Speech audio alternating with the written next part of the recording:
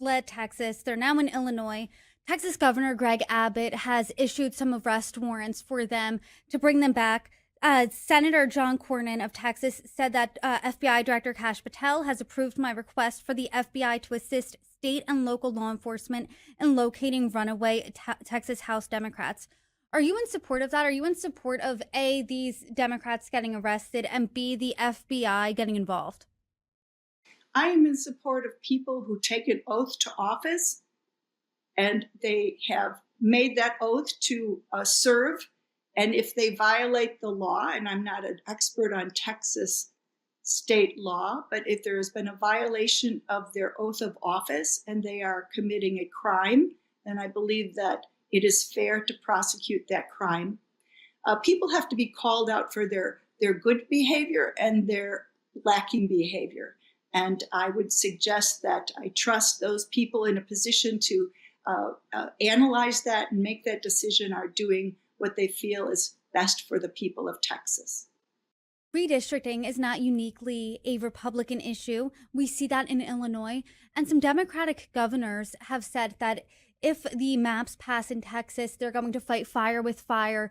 They are going to redraw maps of their own. Democrats, though, I've talked to have said that they would support a federal ban on gerrymandering. Is that the solution here? What does that really look like? Well, I believe that it does matter. Maps do matter. And I'll tell you why I believe that is because voter apathy. People don't believe that elections are honest and fair. And if they look like a map in Illinois where you have people in the metro east of St. Louis voting for the same person who is on the ballot in Decatur or Champaign, those two parts of the state, there's similarities, but they're miles apart insofar as some of their local issues, and the needs of a congressman or woman have to meet the needs of that particular district. So to have such a crazy map where you just you make these super Democrat districts, right, in order to elect Democrats, it just really perverts the entire electability of what is fair to a given region and a given people. And I would suggest that sending in our state, we have 2 Democrat senators, so 0% of Republicans in the U.S. Senate, and we have 14 of 17 Democrat in the U.S. House. In a state that voted 47% Republican for the Republican congressional candidates on the ballot in November of 2024, that is horribly lopsided and unrepresentative. So when a regular voter says, why should I even vote? It's just so unfair. The gerrymandered districts that we have here in Illinois really hurt voter turnout. And that's not representative of what's in the best interest of the men and women of Illinois small business and families. Now, give it to Texas. It is a bipartisan, independent commission that analyzes the map.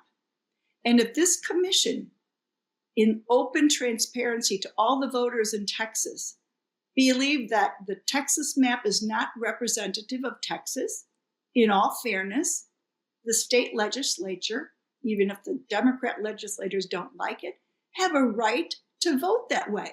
But this just shows you how crooked and partisan the Democrat Party is. And I'm not calling out individual Democrat voters. They just don't know any better, many of them. And that's why they're coming across, many of them, to the Republican Party. We're an open party. We want honest and fair elections. And I'm not going to say that, we're definitely a Democrat-dominated state, but not that by that much. 47% of those who voted in November 2024 voted Republican. And that's not the type of representation we have here in Illinois. So I think that it's going to be healthy for the body electorate to have a balanced map, to have a fair map. And let's call Pritzker out for that. And if he really wants election reform, I suggest that he started here in his own state.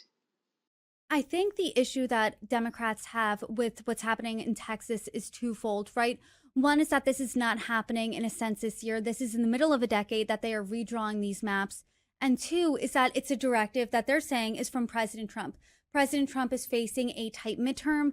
He needs more House seats for him. He needs more Republican support in the House. He gave the directive to Governor Abbott and Republicans to find him more House seats. They redrew this map and they are potentially flipping 5 blue seats to red. What do you make of that characterization? Well, look who's saying it. MSDNC, other mainstream media outlets, which have shown us all that they're shills for the Democrat Party. If you look at the maps that I've seen throughout this past week, the gerrymandered maps, there's zero congressional Republicans in Massachusetts. I mean, that's insane. And I think that the electorate of Massachusetts voted somewhere 30-something% Republican in this last election.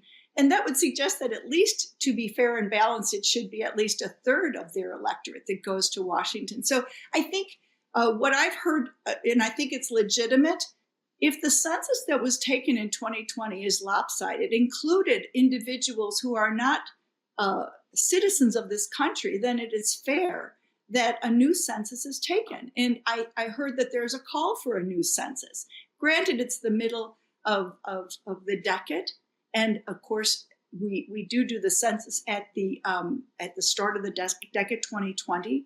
But if the census upon which the legislative maps are drawn, was itself fraudulent or not accurate, it's correct to call for a proper census. We should not have people who are not citizens of this nation voting. And if the census that was drawn is based upon those who are here illegally, then it is fair to allow that again. So these are issues that really go beyond my immediate knowledge. But I think that everybody wants honest, open, and fair elections. It's not a Democrat or Republican issue.